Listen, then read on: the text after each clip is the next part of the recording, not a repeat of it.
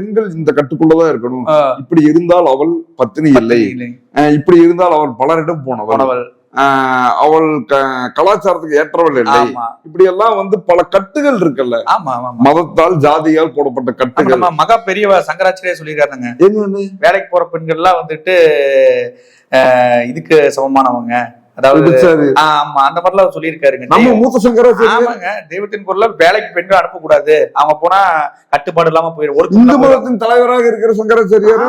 ஐயோ ஆமாங்க, இப்படி அது பெண்கள் இந்து மத பெண்களை தான் சொல்றாரு, இந்து மத பெண்களை தான் சொல்றாருங்க, வேலைக்கு போற எந்த பெண்களை சொல்றாரு. அவர் குறிப்பா வந்துட்டு அவரோட தெய்வத்தின் பொருள்ங்கிற ஒரு இதுல சொல்லி வச்சிருக்காருங்க.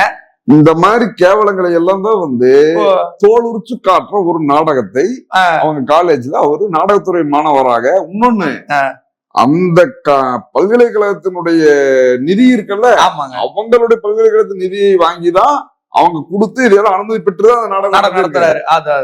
இதுல இந்த மாணவிகளோ அங்க படிக்கிறவங்களோ அவங்க வந்து இவருக்கு ஆதரவா தான் இருக்காங்க, அவர் பண்றது சரிதாங்கிறத புரிஞ்சுக்கிறாங்க. பிரச்சனையே அதுதான். ஆமா, இவரு போய் நோகாம வந்துட்டு அவங்க காசையை வாங்கிட்டு போய் சமத்துவம் பேசுறது, பகுத்தறிவு பேசலாம் பண்ண விடுவாங்களா? அவங்க யாரு? புதுச்சேரி அரசு பிஜேபி அரசு தான்.